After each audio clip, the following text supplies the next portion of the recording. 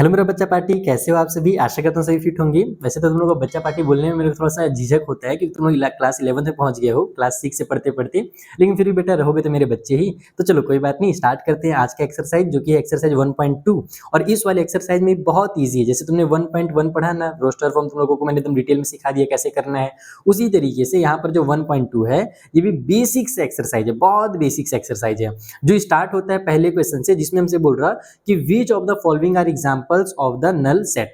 यानी कि यहाँ पर ये जो हमारे पास 4 ऑप्शंस दिए हुए हैं, इनमें से कौन-कौन से जो एग्जांपल्स है वो नल सेट के हैं। अब नल सेट क्या होता है बच्चा? इसका मतलब होता है कि ऐसे कोई भी सेट यानी कि नंबर्स का कोई ऐसा ग्रुप जिसमें कोई नंबर हो ही ना, जिसमें कोई पॉसिबिलिटी ही ना है। जैसे फॉर एग्जांपल के लिए तुम्हारे घर में मान लो तुम्हारी कोई बहन नहीं है, फॉर एग्जांपल के लिए जैसे मेरे घर में हम लोग बस 4 भाई हैं, हमारी कोई बहन है नहीं। तो हम लोग क्या बोल सकते हैं कि अगर मेरे घर कोई सर्वे करने आएगा और मुझसे पूछेगा कि बताइए आपके घर में कितनी बहनें हैं, तो मैं वहाँ पर क्या बताऊँगा कि मेरे घर में कोई बहन नहीं है, यानी 0 है। तो वो जब अपना डेटा वहाँ पर लिखेगा ना, तो वहाँ पर उसको वो नल सेट लिखेगा या फिर एम्प्टी सेट भी लिख सकता है या फिर उसी को वॉइड सेट भी कहते हैं। ठीक है? और इसका एक सिंबल भी होता है जो इस तरीके से थीटा की तरह तुमको दिखता है। जैसे थीटा होता है ना क्लास 10th में जो तुमने पढ़ा था, कुछ-कुछ वैसे ही दिखता है।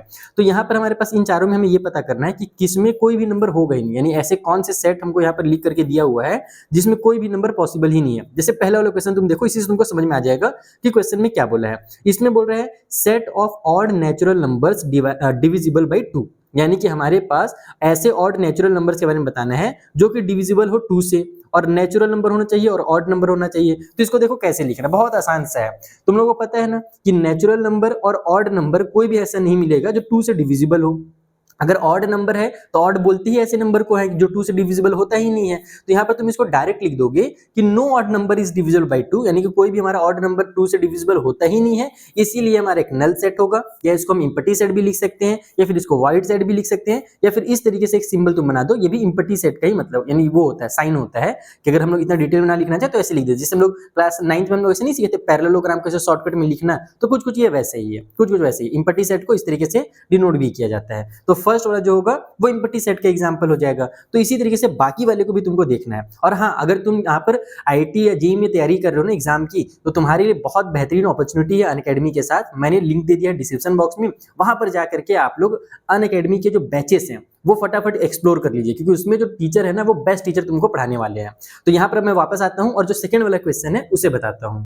तो सेकंड वाले में क्या बोल रहा है, set of even prime numbers, यानी कि तुम्हारे पास इवन नंबर भी होना चाहिए और साथ ही साथ वो प्राइम भी होना चाहिए। तो ऐसा कोई नंबर है कि हमारे पास जो इवन भी हो प्राइम भी हो? तुमको पता है ना प्राइम नंबर क्या होता है? प्राइम नंबर ऐसे नंबर को बोलते हैं जो या तो खुद से डिवाइड होता है या तो 1 से डिवाइड होता है, किसी और से डिवाइड नहीं होता है। फॉर एग्जाम्पल के लिए 2 हो जाएगा, 3 हो जाएगा, 4 हो जाएगा, है ना? सॉरी 4 नहीं, 4 तो हमारा 2 से भी डिवाइड हो जाता है, 5 हो जाएगा, 7 हो जाएगा, उसके बाद हमारे पास 11 हो जाएगा, 13 हो जाएगा। तो ऐसे नंबर को हम लोग प्राइम नंबर कहते हैं। लेकिन हमारे पास इवन भी होना चाहिए। तो इवन प्राइम नंबर अगर मैं देखूं, इवन भी हो और प्राइम नंबर भी हो, तो कोई ऐसा नंबर तुमको मिलता है क्या? दिमाग लगाओ जल्दी से। अभी मैंने उस नंबर के बारे में बताया है, वो होता है 2। 2 एक इवन नंबर भी है और ये एक प्राइम नंबर भी है। इसका मतलब ये हुआ कि यहाँ पर जो सेट दिया हुआ है ये नल सेट नहीं है। नल सेट का मतलब होता है कि वहां पर कुछ हो ही ना, कुछ भी ना हो, 0 हो, वहां पर सेट में कुछ भी नंबर नहीं आना चाहिए। तो ये जो है ये हमारा एग्जाम्पल हो जाएगा नॉट अ नल सेट का। तो यहाँ पर हमसे क्वेश्चन बोला था ना कि which of the following are examples of the null set, तो यहाँ पर इसको तुम लिखोगे it is not a null set, है ना? या फिर एम्प्टी सेट, वॉइड सेट, कुछ भी लिख सकते हो। तो मैं इस तरीके से सिंबल बना देता हूँ कि भैया ये एग्जांपल नहीं है एम्प्टी सेट का, खत्म। या फिर नल सेट का, ऐसे ही लिखना है तुमको, ऐसे ही करना है एग्जाम में भी टाइम बचाने का। थर्ड वाले पार्ट में क्या बोल रहा है? थर्ड में बोल रहे हैं कि एक्स, और एक्स जो है वो क्या है भैया?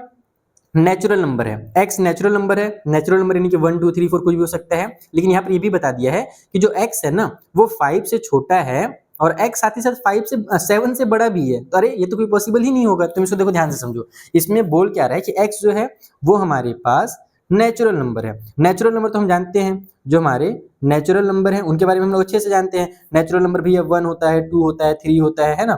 4 होता है, 5 होता है, 6 हो गया, 7 हो गया, 8 हो गया, 9 हो गया। मैं इसलिए लिख दे रहा हूँ क्योंकि हमारे पास क्वेश्चन में 5 से छोटा और 7 से बड़ा के बारे में बोल रहा था। हमसे यहाँ पर एक नंबर इमेजिन करने के लिए बोल रहा है x, और ये जो x है ये क्या है? ये हमारा पहले तो बोला गया है कि 5 से छोटा है, x इज स्मॉलर देन 5। तो भैया 5 से छोटा कौन कौन से नंबर है तुमको पता है? नेचुरल वाले 1 2 3 4, 1 है, 2 है, 3 है, 4 है, ये 5 से छोटे हैं। और दूसरा कंडीशन ये भी बोल दे रहा है कि जो x है ना वो 7 से भी बड़ा है। x जो है वो 7 से ग्रेटर है, तो 7 से ग्रेटर कौन सा नंबर है भैया, तो वो है 8 हमारे, ये हो गया 9 हो गया, ये 10 हो गया, आगे चल करके और भी आ जाएंगे। तो तुम मुझे ये बताओ कि क्या ऐसा कोई नंबर तुमको दिख रहा है जो कि एक ही नंबर हो और वो 5 से छोटा भी हो और 7 से बड़ा भी हो, तो भैया ये तो पॉसिबल ही ना है ना। x जो है वो हमारे पास 5 से छोटा भी हो तो 5 से छोटे तो ये नंबर होते हैं, और 7 से बड़ा हो तो 7 से बड़ा तो ये नंबर होते हैं। कोई कॉमन नंबर तुमको दिख रहा है, तो ये पॉसिबल है क्या कि कोई ऐसा नंबर हो जो 5 से छोटा भी हो और 7 से बड़ा भी हो? बिल्कुल भी नहीं। तो यहाँ पर हमारे पास इसमें कोई भी नंबर नहीं मिलेगा, ये वाला हमारे पास यहाँ पर कोई भी नंबर मिलेगा, इसलिए हम इसको लिखेंगे कि इसलिए ये हमारे पास एक नल सेट का एग्जाम्पल है, तो it is a empty set. तो इस तरीके से मैं इसका सिंबल बना देता हूँ, तुम नल सेट वगैरह लिखते रहो, ठीक है। तीनों चारों का मतलब सेम होता है, ये नल सेट लिखो, इम्पटी सेट लिखो, वाइड सेट लिखो, या इस तरीके से सिंबल बना दो, सबका बतिया एक ही होता है, ठीक है। फोर्थ वाले में क्या बोल रहे हैं, फोर्थ वाले में क्या बोल रहे हैं भैया, तो फोर्थ वाले में बोल रहे हैं कि y, और y क्या है, तो y is a point common to any two parallel line. अरे बाबा, दो पैरेलल लाइन में कॉमन पॉइंट, तो ये कहाँ से पॉसिबल हो गया, ये भी इसमें भी कुछ नहीं होने वाला। कैसे नहीं होने वाला, देखो अगर हमारे पास दो पैरेलल लाइन है, अगर दो पैरेलल लाइन है तो पैरेलल लाइन का मतलब ही होता है कि उनके बीच में कोई भी कॉमन पॉइंट नहीं होता है। कॉमन पॉइंट कब होगा, जब दोनों एक दूसरे को कहीं ना कहीं पर इंटरसेक्ट करेंगे, जब इंटरसेक्टिंग लाइन होता है तब कॉमन पॉइंट होता है। तो यहाँ पर तो कॉमन पॉइंट है ही नहीं, तो जब कॉमन पॉइंट है ही नहीं तो तुम इसको इस तरीके से लिख सकते हो कि there are no common point in two parallel lines, इसलिए it is a empty set या नल सेट, ठीक है। इस तरीके से सिंबल बना दिया मैंने, या फिर लिख भी देता हूँ आखिरी क्वेश्चन में, नल सेट, खत्म हो गया। बस इतना ही करना है, कितना आसान सा क्वेश्चन है। बस तुमको समझना ये है क्वेश्चन देखने के बाद कि वहां पर जिस सेट के बारे में बोल रहा है उसमें कोई भी एक नंबर आएगा या उससे ज्यादा नंबर आएंगे या नहीं आएंगे। तो यहाँ पर हमारे पास बस इसमें बस नहीं आया था, जो हमारा सेकेंड वाला था ना, उसमें एक प्राइम नंबर 2 आ गया था। अगर 2 आ गया यानी कि वो नल सेट का एग्जांपल नहीं, वहां पर इम्पटी सेट नहीं होगा, वहां पर 2 एक नंबर होगा ही होगा उस सेट के अंदर। बाकी इस वाले में भी इम्पटी सेट था, इस वाले में इम्पटी सेट था, और ये फोर्थ वाले में इम्पटी सेट है। अब आ जाते हैं क्वेश्चन नंबर 2 के पास और देखते हैं वहां पर क्या दिया है। तो देखो सेकंड वाले क्वेश्चन में हमसे एकदम बेसिक सा क्वेश्चन पूछ रहा है, बच्चों वाला क्वेश्चन, कि which of the following set are finite और इनफाइनाइट। यहाँ पर तुम लोगों को 5 सेट दिए हुए हैं, तुम्हें पढ़ना है और ये पता करना है कि इनमें से कौन सा फाइनाइट है। फाइनाइट का मतलब क्या होता है, जिसे हम काउंट कर सकते हैं, जिसका हमको वैल्यू पता कर सकते हैं, उसको हम फाइनाइट कहते हैं। और इनफाइनाइट का मतलब कि हमारे भैया उसको काउंट करते करते नानी याद आ जाएगी, लेकिन कभी हम काउंट ही नहीं कर पाएंगे, उसको इनफाइनाइट कहते हैं। जैसे पहला वाला जो क्वेश्चन है, इसी से तुमको समझ में आ जाएगा इसमें बोल क्या रहा है।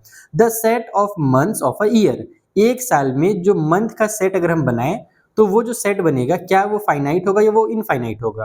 तो बबुआ लोग, अगर हम लोग मान लो मंथ बनाते हैं एक ही साल में, तो कौन कौन सा मंथ होता है, जनवरी, फरवरी, मार्च, अप्रैल, मई, जून, जुलाई, अगस्त, सितंबर, अक्टूबर, नवंबर, दिसंबर। बस इतना ही ना होता है, किसका आगे और भी होता है, खत्म ना, फिर जनवरी फरवरी हो जाएगा। यानी कि हर बार हमारे पास 12 महीनों का ही क्या बनेगा, सेट बनेगा। तो उसको हम फाइनाइट कहेंगे, जो फाइंड किया जा सकता है, जिसे हम काउंट कर सकते हैं, ऐसे सेट को फाइनाइट सेट कहते हैं। तो ये फाइनाइट सेट हो जाएगा।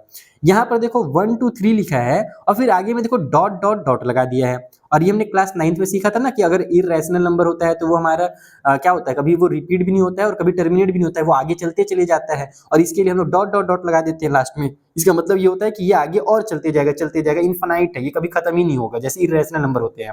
तो इसमें यहाँ पर डॉट डॉट डॉट लग गया, इररेशनल नहीं है, बस मैं तुमको इररेशनल याद दिला रहा हूँ कि डॉट लगता है तब उसका मतलब क्या होता है। या कभी भी हम डॉट डॉट डॉट लगा देते हैं उसका मतलब यही होता है कि वो आगे और चलता चला जाएगा, वो खत्म ही नहीं होगा कभी। तो इनफाइनाइट को रिप्रेजेंट करने के लिए ऐसे 3 डॉट्स लगाए जाते हैं। तो यहाँ पर 1 2 3 है, इसके बाद मतलब कि 4 भी आएगा, 5 भी आएगा, 6 भी आएगा, काउंटिंग बढ़ते जाएगा, कभी खत्म नहीं होने वाला है। तो इसलिए ये क्या हो गया, हमारा इनफाइनाइट कहलाएगा।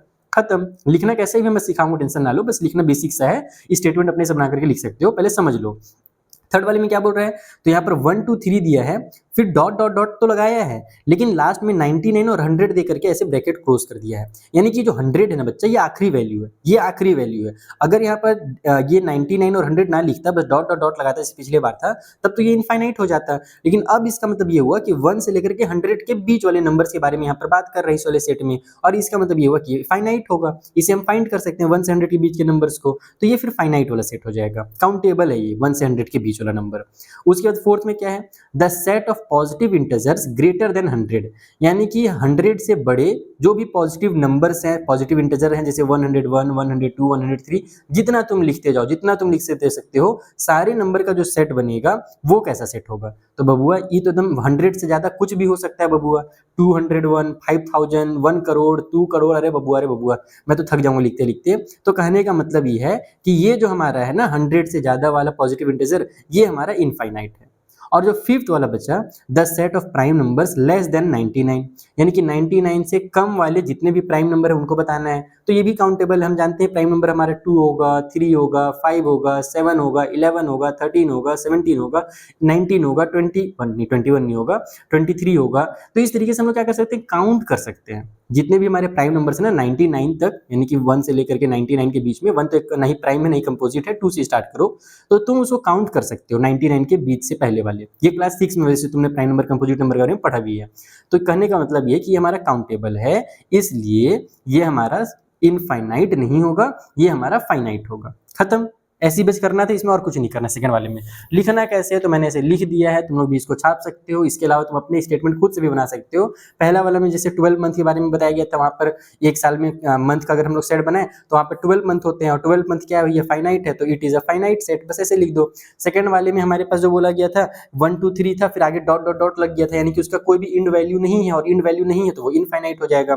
थर्ड वाले में लास्ट में 99 और 100 आ गया था, तो उसका हम लोग लिख देंगे कि ये जो सेट है वो 100 से इंड हो रहा है, इसलिए ये फाइनाइट हो जाएगा। फिर फोर्थ वाले में जैसे मैंने बताया कि पॉजिटिव नंबर जो कि 100 से ज्यादा हो, वो कुछ भी हो सकते हैं, बहुत सारे हो सकते हैं, तो this set has no end value, इसका कोई इंड वैल्यू हो ही नहीं सकता, कुछ भी आ सकता है हमारे आगे में नंबर 100 से ज्यादा वाले, तो ये इनफाइनाइट हो जाएगा। और लास्ट वाला जो फिफ्थ वाला था जिसमें प्राइम नंबर्स बोला गया था हमारे लेस देन 99 से, तो वो तो काउंटेबल है, हम उसको काउंट कर सकते हैं कि कौन कौन से नंबर प्राइम नंबर 99 से कम वाले, तो इसलिए फाइनाइट सेट हो जाएगा। तो तुमने नल सेट के बारे में समझ लिया, एम्प्टी सेट जिसे बोलते हैं हम लोग, और दूसरा तुमने फाइनाइट और इनफाइनाइट सेट के बारे में पढ़ लिया। अब चलो थर्ड वाले को देखते हैं।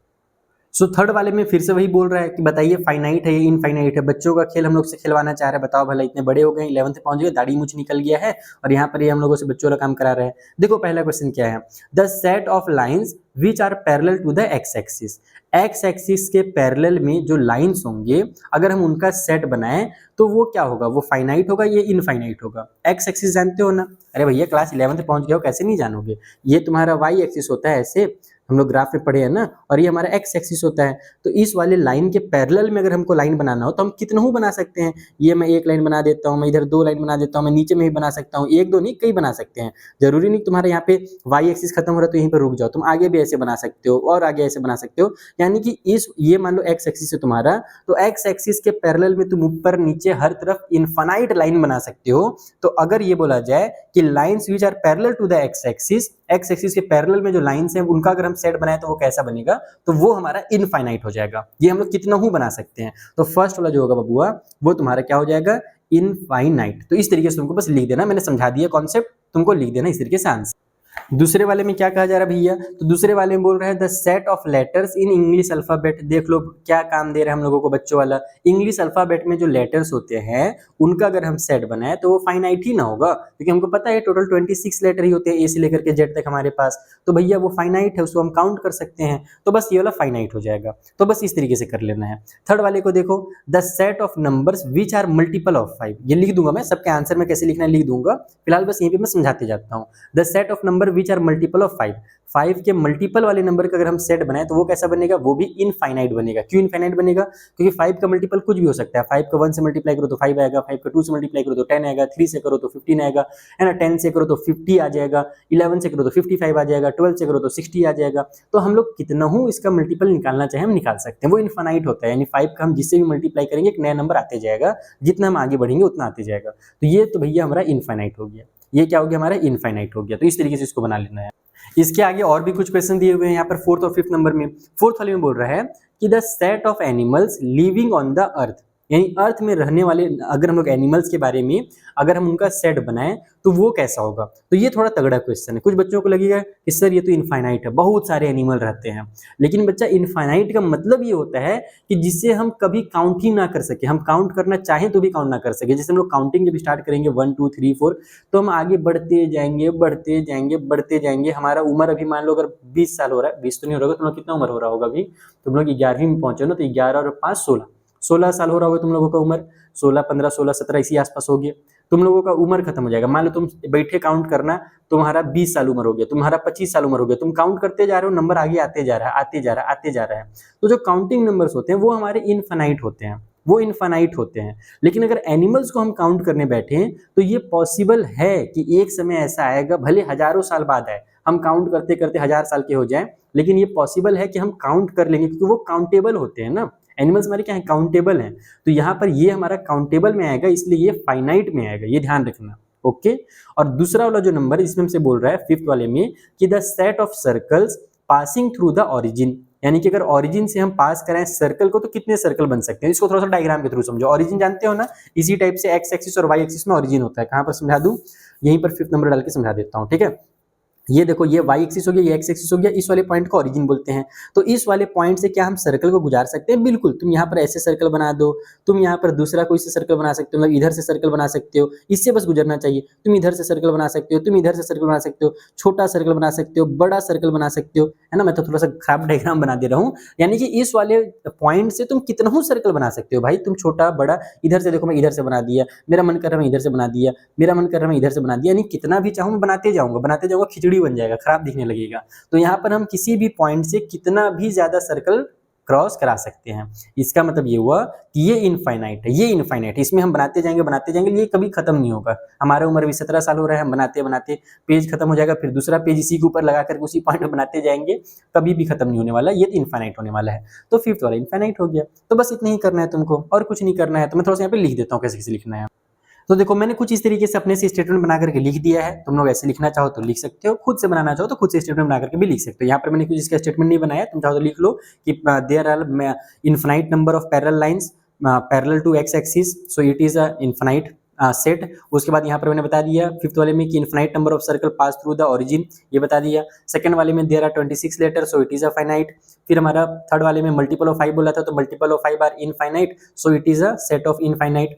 और उसके बाद फिर number of animals living on the earth is countable, वो काउंटेबल होगा, भले कितना ही समय लग जाए लेकिन काउंट कर सकते हैं हम लोग एनिमल्स को, इसलिए ये हमारा फाइनाइट हो जाएगा। तो ये हो गया तुम्हारा थर्ड क्वेश्चन भी कंप्लीट। तुमने नल सेट के बारे में क्वेश्चन नंबर 1 में समझ लिया, इम्पटी सेट के बारे में क्वेश्चन नंबर 2 और 3 में तुम लोगों ने फाइनाइट और इनफाइनाइट सेट के बारे में भी अच्छे से समझ लिया, जो कि बहुत ईजी लगा होगा तुम लोगों को। अब चलते हैं फोर्थ क्वेश्चन के पास। सो फोर्थ वाले क्वेश्चन में हमसे बोला जा रहा कि इन द फॉलोइंग, यहाँ पर जो दिया हुआ है state whether A is equal to B और नॉट, यानी कि यहाँ पर जो दो सेट तुमको दिख रहे हैं, क्वेश्चन नंबर 1 में दो सेट दिया हुआ है, एक सेट का नाम ए है और दूसरे वाले सेट का नाम बी है। अब तुमको ये बताना है कि ये ए और बी आपस में इक्वल है या नहीं है।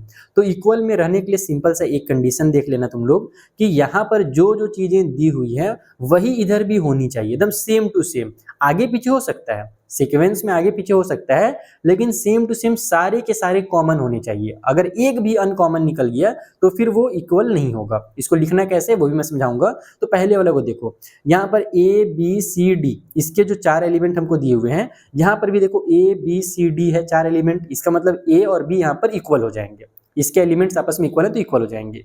लेकिन अगर तुम सेकंड वाले में देखोगे तो यहाँ पर ए में तुमको दिया हुआ है 4 8 12 और 16, यहाँ पर बी वाले में दिया हुआ है 4 8 16 है, लेकिन यहाँ पर 18 है, 12 यहाँ पर से गैप कर दिया है। 12 इसमें है, इसमें नहीं है, इसमें 18 है, इसमें नहीं है। अच्छा, मान लो इसमें 18 रहता या नहीं भी रहता, फिर भी 12 तो नहीं है ना, 12 तो है ही नहीं, जो कि यहाँ पर है, तो उससे भी हमारा काम हो जाएगा। हम इसको कह सकते हैं कि ए और बी आपस में इक्वल नहीं है। इसको लिखना कैसे मैं वो भी समझाते चलता हूँ साथ ही साथ में। तो देखो, फर्स्ट वाले में ऐसे लिख दो कि elements in A is same as in B, यानी कि जो बी में एलिमेंट्स हैं और जो ए में एलिमेंट्स हैं दोनों सेम है, बस सीक्वेंस में आगे पीछे है तो कोनो दिक्कत नहीं है। ये ए और बी के जो सेट है वो आपस में इक्वल कहलाएंगे। लेकिन सेकंड वाले में हमारे पास ए में 12 है, यानी जो 12 है वो ए से बिलोंग कर रहा है। तो इसको तुम लोग देखो, अब क्लास 11 में पहुंच गए तो इस लैंग्वेज में लिखना पड़ेगा, डायरेक्ट नहीं लिखना। तुम ऐसे लिखोगे इसमें कि जो 12 है वो हमारा बिलोंग कर रहा है ए से, ठीक है। ये हमने एक्सरसाइज 1.1 में सीखा था ना कि 12 ए में है तो हम लोग 12 इज बिलोंग टू ए लिखेंगे। लेकिन बट जो 12 है ये नॉट बिलोंग, ऐसे कट कर दो इसको, नॉट बिलोंग टू बी, ये 12 बी में नहीं आ रहा है, तो इसलिए हमारा a is not equal to b हो जाएगा। या तुम यहाँ पर ये भी लिख सकते हो, इसमें दूसरा चीज तुम क्या लिख सकते हो, या फिर तुम ये लिख सकते हो कि जो 18 है हमारा वो बिलोंग कर रहा है b से, लेकिन बट जो 18 है वो बिलोंग नहीं कर रहा है हमारे ए से। 18 हमारे ए में कहाँ आया हुआ था, नहीं दिया हुआ था, तो इस कंडीशन से भी हमारा जो है ए इक्वल नहीं होगा बी से। तो तुम किसी भी रीजन को उठा सकते हो, इसको भी लिख सकते हो, इसको भी लिख सकते हो, दोनों सही कहलाएंगे। तो ऐसे लिखना है, ऐसे तुमको लिखना है। समझ में आ रहा है बच्चा बच्ची? बहुत आसान है, बहुत ईजी लिखना है। थर्ड वाले में क्या दिया हुआ है ध्यान से समझना, क्योंकि थर्ड वाला इंपॉर्टेंट भी लग रहा है मुझे यहाँ पर, क्योंकि इस टाइप से तो बच्चों लाएगा, लेकिन ये ज्यादा इंपॉर्टेंट है, ऐसे क्वेश्चन ज्यादा आने के चांसेस है एग्जाम में। यहाँ पर दिया हुआ है ए में हमारे पास 2 है, फिर 4 है, फिर हमारा 6 है, 8 है और 10 है, ए में ये दिया हुआ है। और बी में हमारे पास बोल रहा है एक्स है, और एक्स क्या है भाई, एक्स हमारे पास पॉजिटिव इवन इंटीजर है, एंड ये जो है ना वो या तो इक्वल है 10 से या तो 10 से छोटा है। दो चीज ध्यान रखना है, पहला तो ये पॉजिटिव है, दूसरा इवन है, पॉजिटिव भी है और इवन भी है। तो 10 से छोटा नंबर कौन कौन से पॉजिटिव होते हैं और इवन होते हैं, तो तुम्हारा 2 होता है, 4 होता है, उसको मैं लिख के बताता हूँ, ठीक है। यहाँ पर देखो ए में क्या क्या दिया है उसको लिख लो पहले, तो थर्ड वाले पार्ट को समझने के लिए मैं दोनों को लिख देता हूँ। ए में हमारे पास दिया हुआ है, 2 है, 4 है, 6 है, 8 है और 10 है, ये हमारे पास ए में दिया हुआ है। और बी में क्या दिया हुआ है बच्चा लोग, तो बी में हमें बोल रहा है कि एक्स है, ठीक है। और ये एक्स जो है वो है हमारे पास पॉजिटिव इंटीजर, पॉजिटिव के साथ साथ इवन भी है, पॉजिटिव इवन हमारे पास ये इंटीजर के बारे में बोला जा रहा है। मैं लिख दे रहा हूँ, ऐसे लिखने की जरूरत नहीं थी यहाँ पर। एंड ये जो x है ये भी ध्यान रखना है कि ये हमारा इक्वल है, और साथ ही साथ ये हमारा स्मॉलर है 10 से, यानी कि हमारा लास्ट में या तो 10 आएगा या तो 10 से छोटे नंबर आएंगे।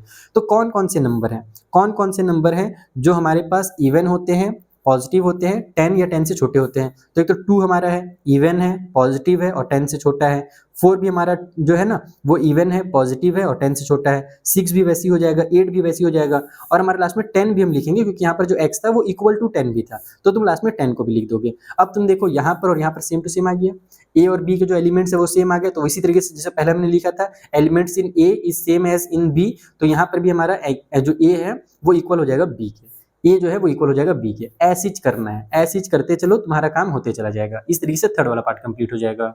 फोर्थ वाले में क्या दिया हुआ है, तो फोर्थ वाले में बोल रहा है एक्स, सॉरी जो ए है वो एक्स है, और एक्स हमारे पास मल्टीपल है 10 का, 10 के मल्टीपल है। यहाँ पर जो हमारे पास सेट ए बनेगा उसमें 10, 20, 30 ऐसे लिखना है। और जो बी है हमारा वो क्या है, तो वो 10 है, फिर 15 है, फिर 20 है, फिर 25 है, फिर 30 है। तो यहीं से मुझे समझ में आ गया कि ये तो हमारे आपस में इक्वल नहीं होंगे। बाकी तुम लोगों को लिखना कैसे है, तो बी हमने यहाँ पे लिख दिया जो दिया हुआ है। ए को मैं लिख के बता देता हूँ कि ए के अंदर जब हम सेट बनाएंगे तो वो क्या बनेगा, तो हमसे साफ साफ बोला गया है कि एक्स जो है वो मल्टीपल है 10 का, तो 10 का मल्टीपल या तो 10 होता है, या तो 20 होता है, या तो 30 होता है, या तो 40 होता है, या तो 50 होता है ना, ऐसे ये चलते जाता है, ऐसे ये चलते जाएगा, आगे बहुत सारे आ जाएंगे। तो यहाँ पर हम साफ साफ देख सकते हैं कि दोनों में 10 तो है, यहाँ पर 20, इसके पास भी 20 है, लेकिन इसके पास पहले ही नंबर जो है ना, बाकी आगे भी तुम लोग ले सकते हो कोई दूसरा नंबर, मैं 15 से बता दे रहा हूँ कि जो 15 है ये यहाँ बी में आ रहा है, बिलोंग्स कर रहा है बी से, लेकिन ए में नहीं कर रहा है। तो तुम इसको ऐसे लिख दो कि 15 is belongs to B, but जो 15 है वो नॉट बिलोंग्स टू ए, तो इसलिए हमारा A is not equal to B. खत्म, ये तुम्हारा क्वेश्चन नंबर 4 पूरा का पूरा खत्म हो गया। बस इस तरीके से तुमको बताना था कि ए और बी इक्वल है या नहीं है। अब चलो फिफ्थ वाले क्वेश्चन के पास। तो यहाँ पर फिफ्थ वाला क्वेश्चन भी सिमिलर है, फोर्थ वाले की तरह ही है। इसमें बोल रहा है कि are the following pair of sets equal, क्या यहाँ पर जो दो आपको सेट दिख रहे हैं क्या वो आपस में इक्वल हैं। एक ए वाला है, ये क्वेश्चन नंबर 1 में है, और फिर 2 में है। तो अगर है या फिर नहीं है, जो भी है, तो आपको अपना रीजन ही बताना है। तो रीजन जो चीज मैंने इधर तुमको समझाया ना वैसी चीज लिखना पड़ेगा। तुम पहले वाले में देखो, इसमें क्या बोल रहा है, ए जो है ना वो 2 और 3 है, और जो बी है वहां पर एक्स है, वो b जो है वो x को रिप्रेजेंट कर रहा है। और x क्या है भैया, तो x is a solution of x square plus 5x plus 6 equal to 0 के। x जो है वो इसका सॉल्यूशन है ना, यानी कि हमको यहाँ पर इसको सॉल्व करना पड़ेगा, यहाँ देखना पड़ेगा कि x का यहाँ पर वैल्यू क्या निकल रहा है, इसका सॉल्यूशन क्या निकल रहा है। और वही अगर हमारा 2 और 3 आ जाएगा, क्योंकि मुझे दिख रहा है कि नहीं आने वाला, लेकिन अगर आ जाएगा मान लो तुमको लग रहा है तो 2 और 3 आ गया तो दोनों आपस में इक्वल हो जाएंगे। तो इसको ऐसे लिखेंगे जैसे पिछली बार हम लोग किए थे, जैसे पहले हम लोग किए थे ना वैसे ही लिखेंगे। थोड़ा सा मैं पहले 5th नंबर का फर्स्ट पार्ट डाल के फोकस बना देता हूँ ताकि तुम लोगों को ब्लरी ना दिखते रहे। ब्लरी नहीं दिख रहा ना, अच्छा दिख रहा है ना। तो फर्स्ट पार्ट में हमें ए जो है वो इक्वल दिया हुआ है 2 नंबर के, एक हमारा 2 है और एक हमारे पास 3 है, ये सेट बना हुआ है। बी में हमारे पास सॉल्यूशन बोल रहे हैं, सॉल्यूशन बोल रहे हैं, किसका सॉल्यूशन बोल रहे हैं भैया, तो एक्स स्क्वायर हमारे पास एक काम करता हूँ, बी वाले को अभी मैं सॉल्यूशन को नहीं लिखता हूँ, मैं यहाँ पर पहले सॉल्यूशन फाइंड करता हूँ एक्स स्क्वायर प्लस में 5x और प्लस में 6 इक्वल टू 0 का। ये हमारे पास एक क्वाड्रेटिक पॉलिनोमियल दे दिया है, क्वाड्रेटिक इक्वेशन दे दिया है। हमें क्या कर रहे हैं, यहाँ से जल्दी से इसमें से x की वैल्यू फाइंड करनी है। तो कैसे करते हैं तुम लोग पता ही है, बीच वाले टर्म को मिडिल टर्म को स्प्लिट किया जाता है और कुछ इस तरीके से स्प्लिट करो कि उसको जब हम लोग प्रोडक्ट करें तो यहाँ पर जो नंबर है और यहाँ पर जो एक नंबर छुपा हुआ है उनके प्रोडक्ट के बराबर आना चाहिए। तो सिंपली 6 और यहाँ पर 1 है तो 6 1 6 आना चाहिए। इसको कुछ इस तरीके से लिखना है। तो हम क्या करेंगे, इसको ऐसे लिख देंगे एक्स का स्क्वायर प्लस में हमारे पास 3x हो गया प्लस में हमारे पास 2x हो गया, क्योंकि 3 + 2 5 भी हो जाएगा और 3 2 जा 6 भी हो जाएगा, प्लस में 6 इक्वल टू साइड में 0 आ गया। अब इन दोनों में से क्या कॉमन मिल रहा है, तो x कॉमन मिल रहा है, तो यहाँ पर से x बच जाएगा, इधर हमारे पास 3 बच जाएगा। यह बच्चों वाला चीज़ मैं डिटेल में नहीं सिखा रहा हूँ, फटाफट कर रहा हूँ सॉल्व। इन दोनों में से 2 कॉमन मिल रहा है, तो यहाँ पर x हो जाएगा और प्लस में हमारे पास 3 हो जाएगा, इक्वल टू हो गया 0। तो यहाँ भी x + 3, यहाँ भी x + 3 आ गया, तो एक फैक्टर तो x + 3 हो जाएगा और एक हमारे पास x + 2 हो गया, इक्वल टू साइड में 0 आ गया।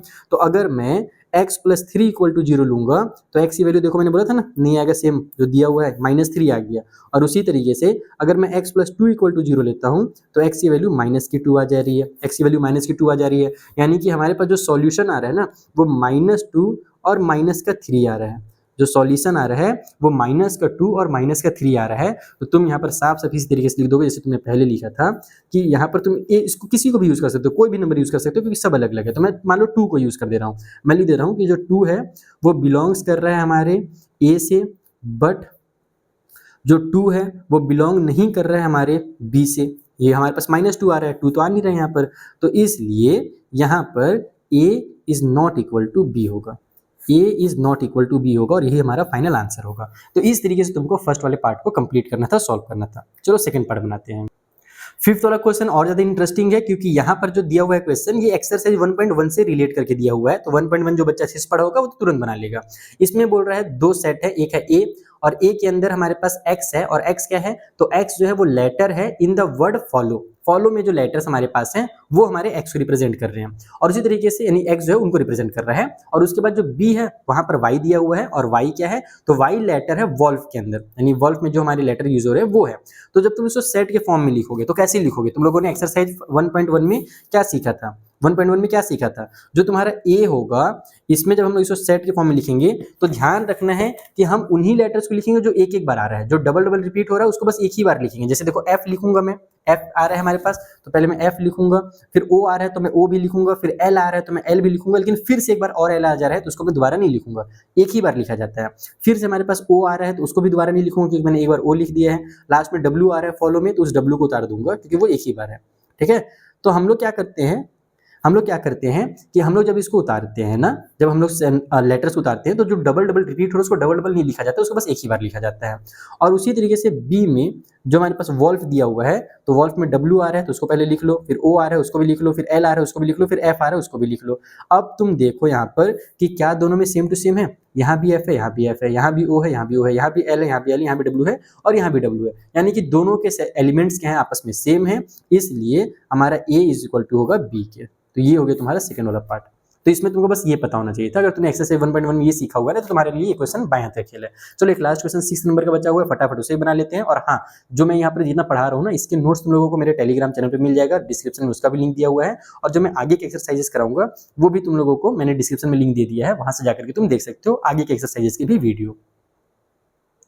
तो देखो लास्ट वाला क्वेश्चन और भी ज्यादा आसान है। इसमें बोल रहा है from the sets given below select the equal sets. यहाँ पर जो तुमको सेट्स इतने सारे दिए हुए हैं इनमें से आपस में इक्वल कौन कौन है ये बताना है। देखो ए में हमारे पास 2 है, 4 है, 8 है, 12 है। कहीं पर तुम्हें दूसरी जगह पर 2, 4, 8 और 12 दिख रहा है क्या? नहीं दिख रहा है, तो ए तो किसी का भी इक्वल नहीं है। बी हमारे पास 1 है, 2 है, 3 और 4 है, तो 1 2 3 4 कहीं पर और है? यस, बी में देखो 1 2 3 और 4 है, यानी कि बी और डी आपस में इक्वल है। बी और डी आपस में इक्वल हैं, तो छठवें नंबर में हमारे पास हो जाएगा B is equal to D. बाकी जो इक्वल नहीं है तुम उसको भी लिख सकते हो। कैसे लिखोगे? इस तरीके से लिखोगे जैसे तुम्हारे पास यहाँ पर एग्जांपल में दिया हुआ है ना, A is not equal to B, A is equal to not equal to C, A जो है वो नॉट इक्वल है डी के, ए नॉट इक्वल है ई के, ऐसे भी लिख सकते हो, लेकिन उसमें टाइम बर्बाद होगा। लिखना चाहो तो लिखो, अदरवाइज जरूरी नहीं है। ठीक है, उसके बाद हमारे पास हमने देखा कि बी और डी हमारे इक्वल थे तो वो हमने लिख लिया। अब देखते हैं सी किसी के इक्वल है क्या। यहाँ पर हमारा 4 8 12 14 आ रहा है, 4 8 12 14 किसी के पास नहीं है, तो सी भी किसी के इक्वल नहीं है, खत्म।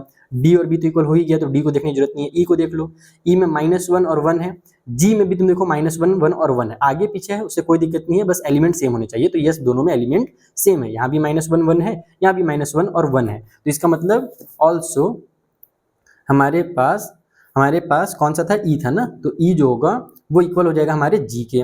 अब हम लोग देखते हैं एफ वाले को, ये एफ वाला बच गया है, एफ वाले में 0 और ए है, यहाँ पर 0 और 1 है, ये दोनों अलग अलग है। देखो यहाँ ए है और यहाँ पर 1 दे दिया, अगर यहाँ पर 1 दे दिया तो दोनों इक्वल हो जाते, या फिर यहाँ पर ए दे देता तो दोनों इक्वल हो जाते, लेकिन अब तो अलग अलग हो गया, तो ये भी इक्वल नहीं है। तो तुम लास्ट में चाहो तो ऐसे लिख भी सकते हो कि F is not equal to A, F is not equal to B, blah blah blah, खत्म। तो इस तरह से तुम्हारा एक्सरसाइज 1.2 खत्म। तुम लोग खुद ही मुझे कमेंट करके बताओ कि कितना आसान एक्सरसाइज है, जल्दी से कमेंट करके मुझे बता दो। अगर मुश्किल लगा हो तो भी बता दो। हम लोग मिलेंगे अब नेक्स्ट वीडियो में अगले एक्सरसाइज के साथ। तब तक अपना प्यार बांटते रहो, सब्सक्राइब करते रहो, शेयर करते रहो। Thank you so much for watching.